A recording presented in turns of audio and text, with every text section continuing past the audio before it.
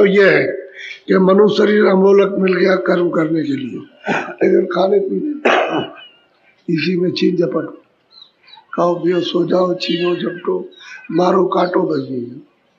तो और क्या अब जीवन। फिर यह झूठा अहंकार, अभी सब नाश होने वाला है और झूठा अहंकार कर, फिर कल रोते हो कि हमारा तो सभी चला गया, हमारा ही चला गया, हमारा ही चला गया। और फिर दशा ये रहती है कि अब वृद्ध हो गए तो अब रोते हो बच्चों से कि अब क्या करें, अब क्या करें। इच्छा जो बाहर फैली हुई थी अंदर होते लिए, अब अंदर हैरान किए गोले चलाती है, अंदर गोले बैठ के चलाती है, तो कितना दुख पाता है वही जीव जानता है जिसको दुख मिलता है। बहुत परेशानी, बड़ी हैरानी होती है।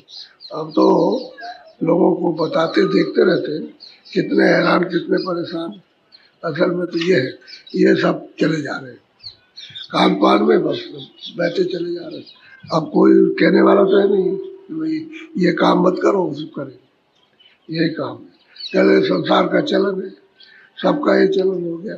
सबका चलन क्या मतलब है कि सब चोरी करने का हो गया, तभी क्या चलन, चोरी करने का, धोखे देने, झूठ बोलने का। क्या सबका चलन मारी पीट का हो गया कि काट डालो मार डालो।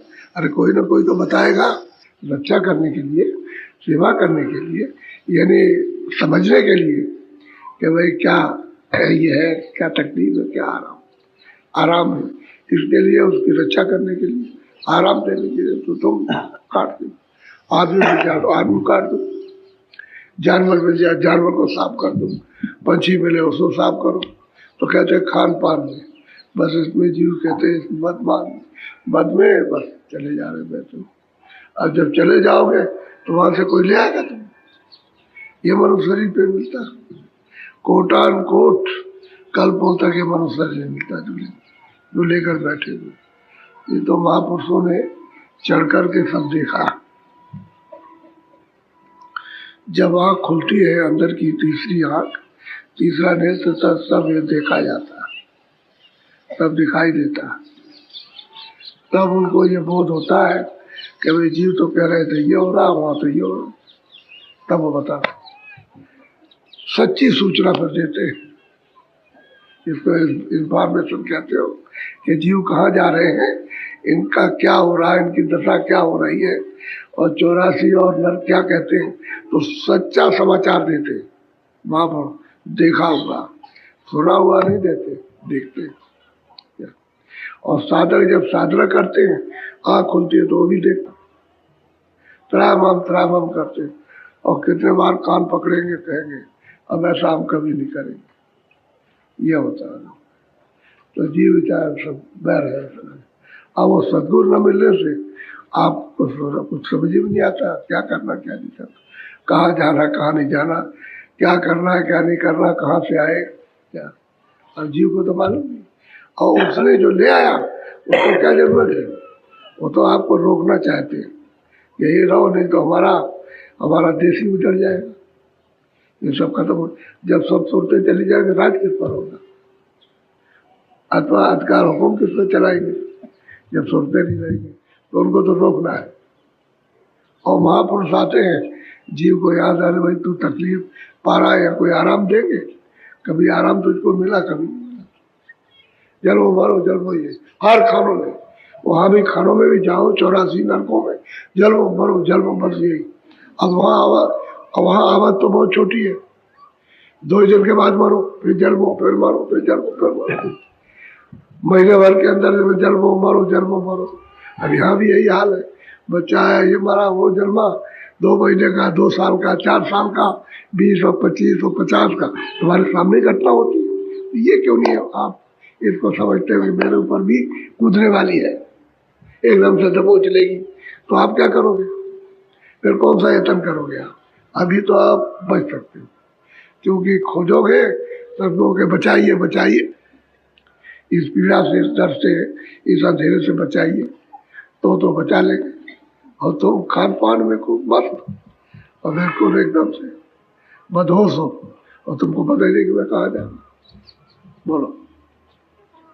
मान मणि का रोग पसरिया, बड़े बने जिन मार। बस ये है, कहते भाई यही बात है, ये सब झूठा है इनका, बनावटी। महापुरुष तो कहते हैं तुम छोटे बन जाओ, सब कुछ तुमको मिल जाएगा लोकल। अरे आज क्यों आप उन भक्तों को याद करते हुए छोटे रहे, छोटे बने, लेकिन लोगों ने कितनी तकलीफें दी। अब ये देखिए, आप और बहुत छोटी, कुछ नहीं किया, लेकिन प्रहलाद भगत का आप याद करते, कभी उसको याद करते हो, कभी उसको याद करते हो, कभी उसको। क्यों? कि लोगों ने तकलीफ दी और उन्होंने उसको बर्दाश्त किया। क्यों जेली के? वो छोटे थे, वो तो बिल्कुल छोटे हो गए, गरीब, तो उनको तो कोई तकलीफ नहीं। आज उनका नाम लेते, राजा का तो नाम नहीं, राजा तो चले गए, कितने चले गए, नाम ही उनके गायब हो गए और गायब हो जाते। अभी थोड़े दिनों कहते हैं मान मनी का रोग फैल गया, बहुत झूठा ज्ञान का, इसमें जीव फंस गया। हम ऐसे, हम ये करेंगे, वो करेंगे, वो इसमें बोलो। छोटा रहे चित्त से अंतर। चाहे जितना धनी मानी हो, अगर वो छोटा है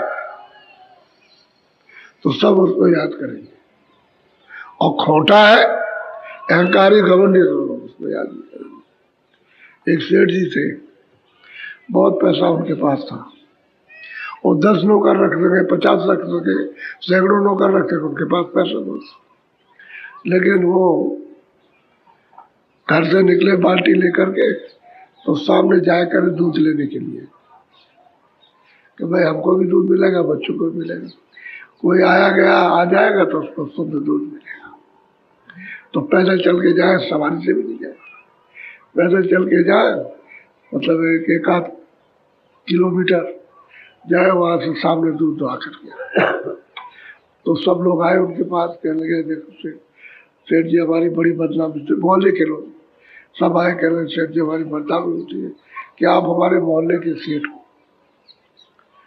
तो हम उनका आपका बहुत आदर करते हैं, तो आप इतना पैसा होते हुए आप नौकर रख लीजिए। अरे कहने के नहीं ठीक है, कोई बात नहीं, ऐसा है अपने से जो हो जाता है अपने से करना चाहिए तो अच्छा रहता है। वो बहुत कहते रहे, लेकिन कुछ नहीं, कोई पैर छुए, कोई कुछ करे, हाथ जोड़े, कोई कहे अच्छा तो ठीक है देख लेंगे, कोई मिल जाएगा। एक सिपाही उन्होंने रखा, एक नौकर रखा, तो गए उसके साथ में, और ग्वाला से बताया कि देखो अब मैं नहीं आऊँगा, मोहल्ले वाले बड़ा विरोध करते, इतनी नफरत करते कि ये काम ठीक नहीं आपका, उनको अच्छा नहीं लगता, तो ये आपसे दूध ले जाएगा। आप समझ लीजिए, आप वो तो बेचारे दूध ले जाएगा। चले ठीक है, 2-1 दिन तो दूध उसने शुद्ध लिया, बोला कह लगे साहब आपका दूध ठीक नहीं है, दूध ठीक नहीं है। अब महाराज ने कहा कि भाई मैं तो कोई दूध पानी भी नहीं देता, मैं तो दूध ही शुद्ध देता हूँ। तो ग्वाले बड़े होशियार होते, उनका ठीक है, अच्छी बात। तो गया तो अपना दूसरे दिन एक गिलास ले आया, तो एक पाव दूध अलग कर दिया, और उसी के सामने यानी एक पाव उस दूध में पानी डाल दिया, ये दूध तो उसको दे दिया और कहा हाँ ये ठीक है, तुम बिल्कुल सही हो, अब बिल्कुल शुद्ध दूध देते हो। वो ले जाने वाले नौकर ने कहा कि अब तुम ठीक दे रहे हो, पहले तुम मतलब मैं तुम्हारे यहाँ से दूध नहीं लेता। कुछ दिन तो पीते रहे, बच्चे अच्छे कहने लगे भाऊ जी दूध कुछ मतलब उतना अच्छा नहीं लगता जो पहले था। तो मोहल्ले के लोग आए, कहने लगे कि अरे सरकार का बेवकूफ है क्या, वो इंस्पेक्टर रखती है, नौकर के सिपाही के ऊपर इंस्पेक्टर। मैं यही बात सुना रहा हूँ उनकी, इधर उधर की बात मत सुनिए। तो अच्छा ठीक है, तो वो तो मतलब 15 रुपए का, इन्होंने 25 रुपए दिए, इस पर रख लिया इंस्पेक्टर। तो गए वहाँ, कह रहे देखो ये दूध है, ये हमारा इंस्पेक्टर आएगा ये, और ये दूध देखेगा कि ठीक आ रहा कि नहीं आ रहा। ठीक है, वाले ने कहा कि ठीक है बाबू जी, सेठ जी ठीक है। 2-3 दिन के बाद उसने कहा कि अच्छा ठीक है, आप मैं समझ गया, ग्वाला कहता है कि मैं समझ गया, आप कुछ कहिए, मैं जान गया, आप कुछ अपने मुंह से कुछ मत कहिए, मैं अंदर की बात जान गया। तो एक गिलास और ले आया, तो एक पाव वो और एक पाव वो, एक उसको दे दिया, एक उसको दे दिया। उसी के सामने लेकर के गिलास भर के एक पाव ये और आधा किलो पानी डाला। तुम बहुत ठीक हो ग्वाला, ऐसे ही ग्वाला होना चाहिए था। तब तक लड़के 2-4 दिन के बाद बोले, बाबू जी तो और मतलब है, आप तो कुछ बात खत्म हो रहा। बोले के लोग आए और उन्होंने कहा कि अरे सेठ जी, हमारी बड़ी बदनामी हो जाएगी, आपके पास इतना पैसा आप दे सकते हो, तो एक सुपरिटेंडेंट रख लीजिए। तो सुपरिटेंडेंट रखा, उसको 75 रुपए दिए। उसके पास गए, बालक पास, देखो हमारा सिपाही है, ये है इंस्पेक्टर और ये सुपरिटेंडेंट है, अब इसको तुम समझ लो दूध ठीक करना। अरे कहने सेठ जी बट बिल्कुल ठीक दूंगा।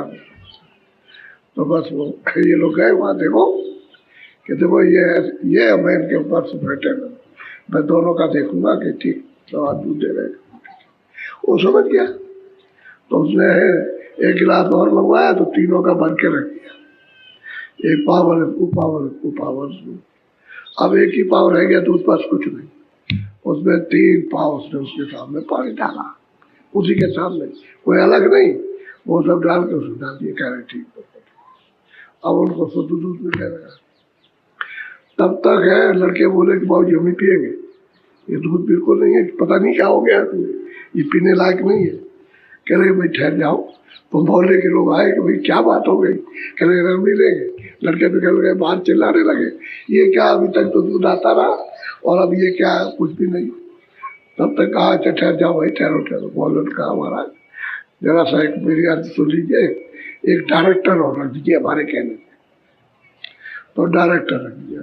उनके घर में एक कल्लू नौकर था और डायरेक्टर गया उनका, देखो सेठ जी ने हमको डायरेक्टर बनाया, ये है नौकर, ये है इंस्पेक्टर और ये है सुपरिटेंडेंट और मैं हूँ डायरेक्टर।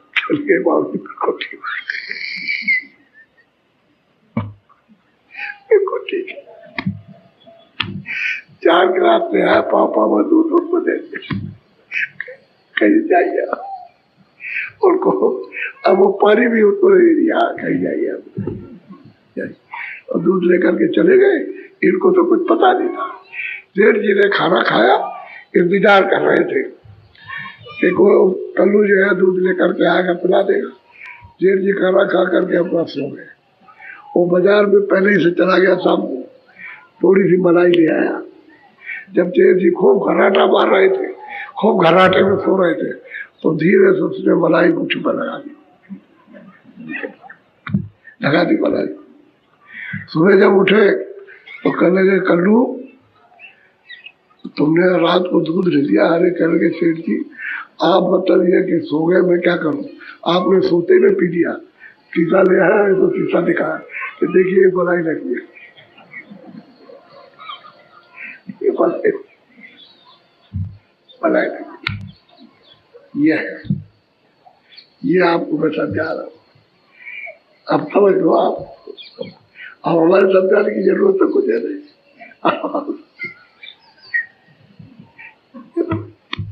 ये तो रोइए, यहाँ से आप कुछ कीजिए, आप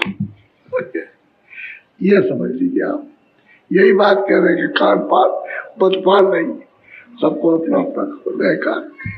दुनिया किधर भी जाए वो कुछ नहीं, मलाई लग जाएगी। आपने सब कुछ आपको मिल गया। बोलो शब्द माई तब सुरती गई। अब वो कहते हैं भाई क्या करें, जब इसमें मतलब ये है कि फंस गए हम इस जाल में, तो सूरत बेचारी अकेली क्या कर सकते हो, तो उसमें कूड़े कचड़े में फंस गई, कैसे उसका निकास हो। अभी कैसे महात्मा पास कैसे पहुंचेगी और कैसे सत्संग मिलेगा, और जब उसको सत्संग नहीं मिलेगा तो रास्ता मिलेगा नहीं। सूरत बेचारी अकेली क्या कर सकते, तो उसको तो सिर पर भार लाद दिया, अपने हृदय पर उसने पूरा भुजा लाद रखा। अब कोई ढोने वाला मिले तब तो उसको हटाए, और ढोने वाला कोई मिलता नहीं तो कोई हटा नहीं।